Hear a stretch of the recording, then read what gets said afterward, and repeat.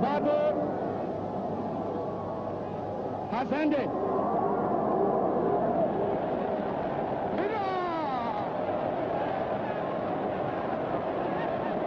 And thus, Ghana, your beloved country, is free forever. From now on, there is a new African in the world.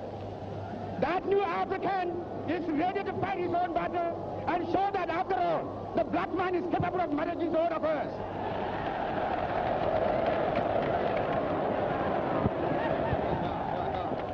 Now I want you all, those who have hats on, to take off your hats and let the band play our national anthem. And from now on, that national anthem is the national anthem of the Gogo, to be played on all occasions.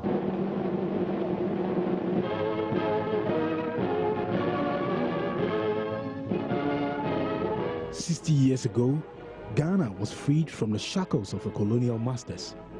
Although the country has made giant strides in many areas, there's still more to be done as she struggles to free herself from its many other challenges."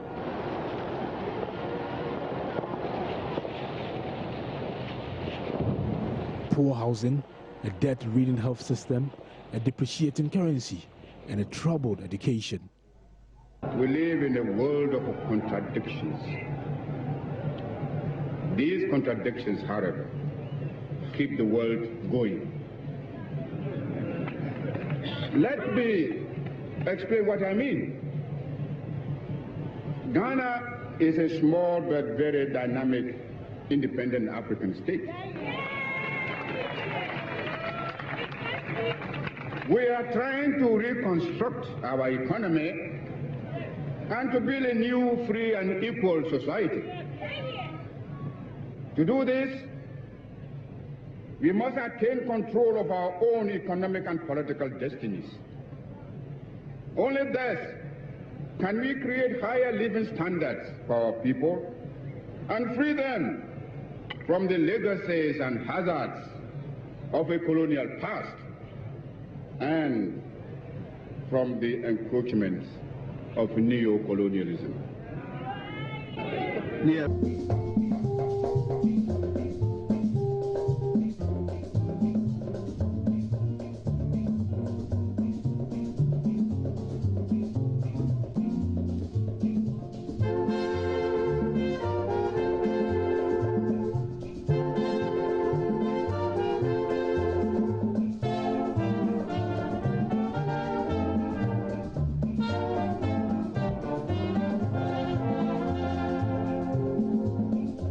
Ghana, we now have freedom. Ghana, land of freedom. Toils of the brave and the sweat of their labors. Toils of the brave which have brought freedom. But Ghana is 60 years. How far has she come? My name is Maxwell Agbagba, and in this documentary, I'll be speaking to the experts who have followed Ghana's development paradigm since she was born. This is an introspection exercise, 60 years on. Everybody toils of the brave and the There are others who think it's good enough, but it would be irresponsible on the part of anyone who's had some limited exposure in international education and to come to Ghana and say that we are doing well. We are not doing well. Collecting big monies from your tenants, you don't pay a farthing to the government, and you expect government to collect me my tax and you your tax and come and repair the road for you. Possible for Ghana to be on our own. So the decision to exit the IMF program in 2006 was effectively undone in 2009. The way forward is to look at some of the things that we are talking about. Issues of incumbency. Incumbents definitely have advantage, but they don't need to overexploit it. The official figure of Ghana's housing deficit stands at 1.7 million. The figure itself is deficient of the status quo. At night, the real challenge of Ghana's housing sector is boldly magnified.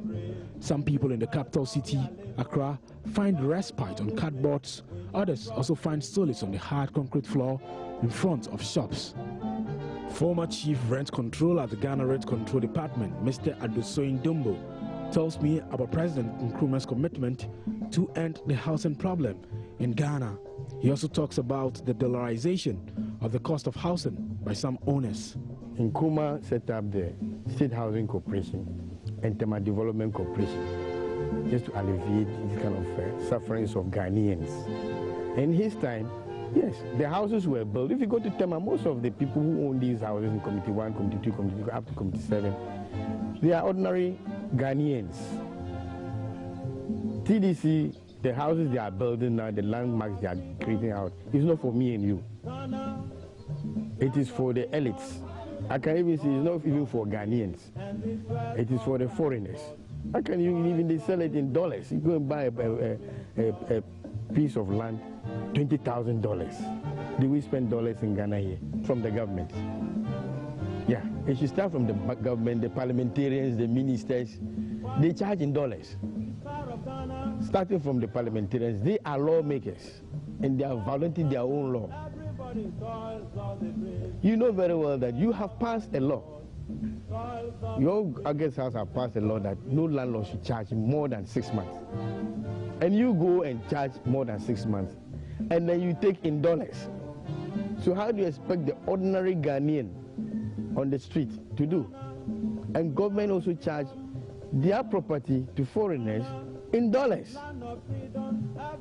So who is violating the law? But the head is rotten, so stay from the head coming down. Until this government, I heard Senior Minister Osafo Mafo, his first vetting, he was very keen on the rent law. And I hope it will not be a lip service. I hope he will pursue it with Atachian, the Honorable Atachian, who is now the sector minister. Mr. Dombo believes rent regulations in Ghana are ineffective. The law is very clear. Section 25 sub 5 of Rent Act 22 1963 is clear that no landlord has the right to charge rent in excess for more than 6 months. It's very clear.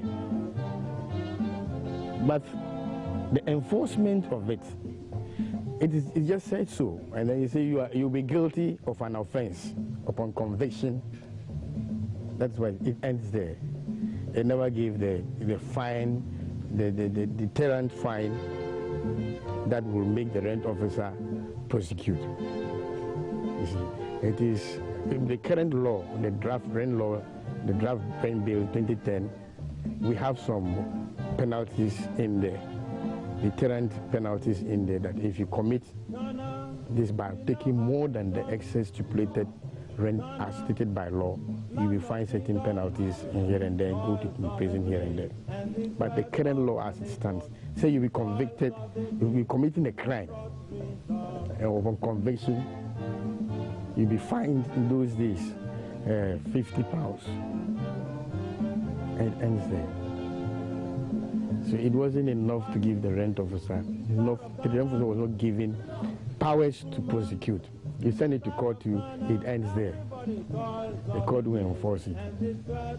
Excuse me, you know why? I would say because most of these enforcers are themselves landlords.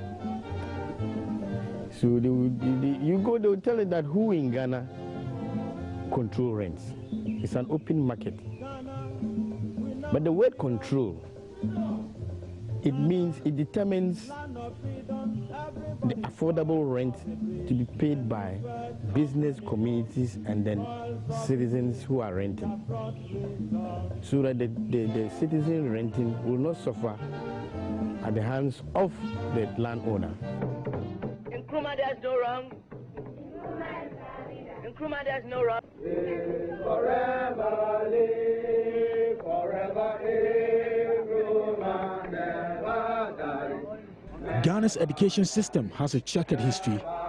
Dr. Kwame Nkrumah established the Ghana Education Trust, which was tasked to open more secondary schools and teacher training colleges. Nkrumah's commitment towards the development of some Ghanaian universities is unparalleled.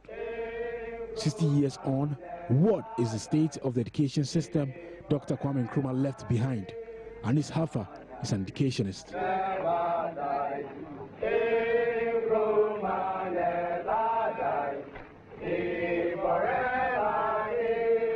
In education, since our independence in 1957, It depends on the standards that you want.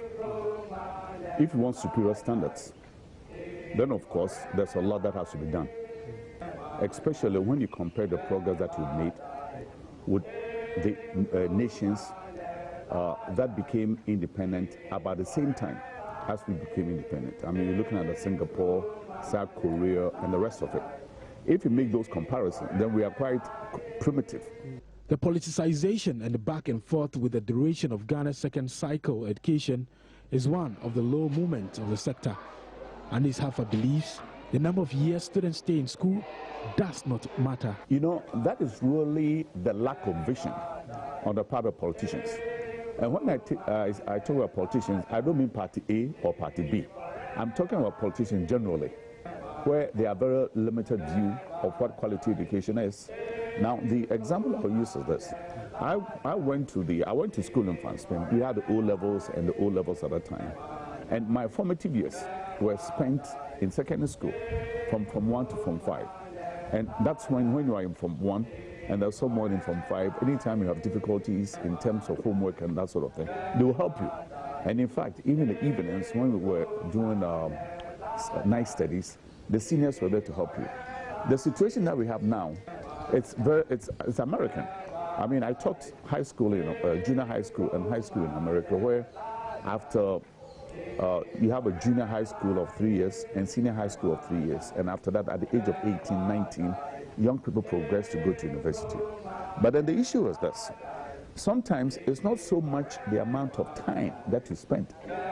It's the quality of the instruction itself.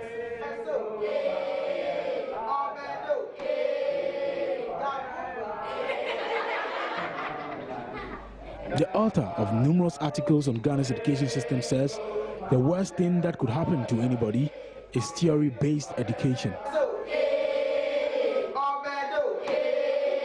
We are teaching our young people properly so they can fit the demands of industry and the demands of work. That is one of the biggest problems that we have in terms of the lack of vision in education in this country. I'll give you an example. We have a certain culture in this country through the education system. Look at it this way.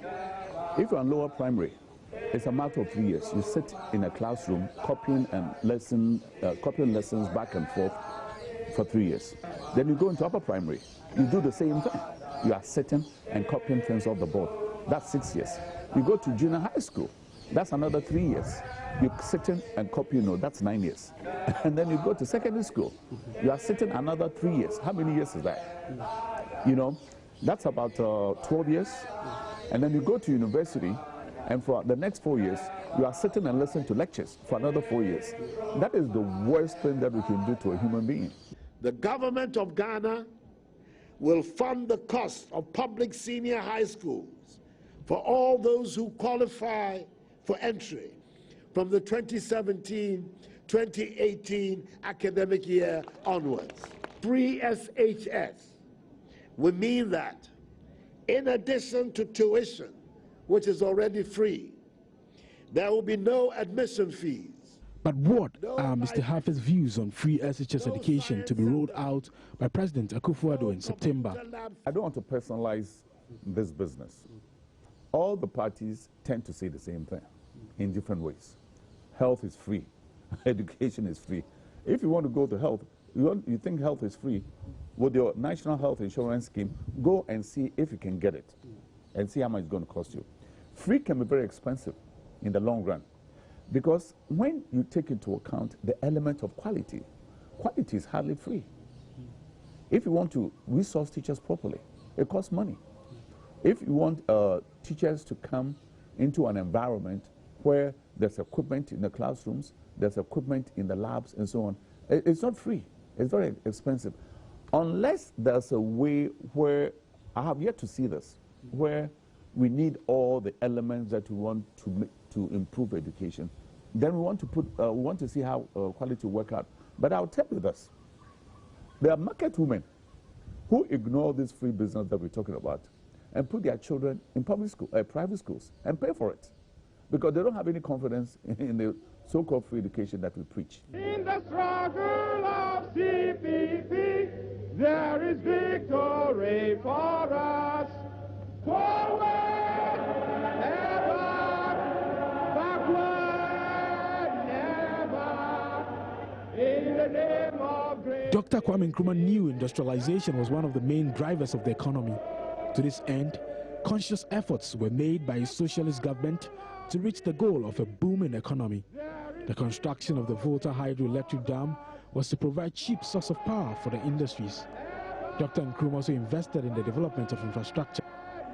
With a huge debate around Ghana's IMF deal, head of department at the University of Ghana Business School, Professor Godfred Bokpin, says Dr. Nkrumah was the first president to engage the IMF in 1965. As in any other sector of the economy, we don't have a lot to boast of since independence. When it comes to the economy, it's the same thing. There are real challenges in our economy today, probably just as it was even under Dr. Kwame Nkrumah. Okay, so the structure of our economy, from its dependence on primary commodities and our vulnerability to world commodity prices, that hasn't changed.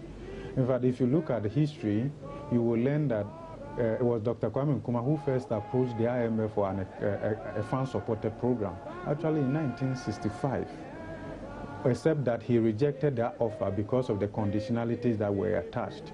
So you realize that, by the end of 1965, our international reserves, which was positive from independence of about $269 million, had deteriorated sharply to a negative of $391 million by the end of 1966. So that tells you that we had serious challenges, balance of payment problems, capital flights. Inflation actually jumped from 0.98% in 1964 to 26.4% by the end of 1965, within a very short time. So you realize that even under the watch of Dr. Kwame Nkrumah, the economy was crashing. You understand that? For which reason, probably the military intervention took place. Professor Bokpin believes Ghana's excessive imports have contributed to the continuous depreciation of the Ghana cedi. 70% of business input costs in this country is imported. Yeah. The last Christmas we spent, probably the tomatoes, the okra, the pepper, the goat, probably were all imported. If you look at the length of the goat that we ate during the Christmas, these were not Ghanaian goats. Ghanaian goats were not tall like that. We grew up with them, isn't it? They were very short, they could jump. So the more we import, the cedi will surely experience these challenges. It's basic economics. You understand that? You import more than you export. Once you import, it means that you owe those people for goods and services that you have consumed, but you have not paid for them yet. And when you export, then it means that they also owe you. You earn more foreign exchange by exporting, and it exits in another way through import also. So once your import substantially exceed your export, it means that the cedi will have to adjust to correct for the imbalances for a new equilibrium to be established. It's as simple as that. It doesn't matter how many hairs are on our currency as against those other currencies. You understand that? More hairs here don't matter. It's about the relative strength of our economy, okay, in relation to other major trading economies that our cedi interact with. And once you don't build your economy probably export-led, fine, but also along the lines of import substitution, then it means that you are more vulnerable to global trade dynamics. And of course, today we talk about globalization.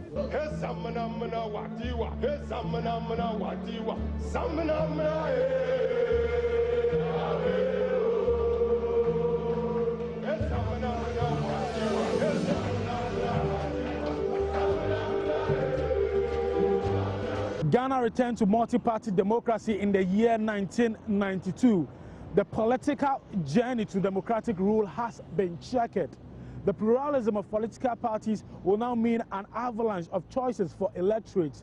The power of the thumb will rule, and dictatorship consigned to the dustbin of history.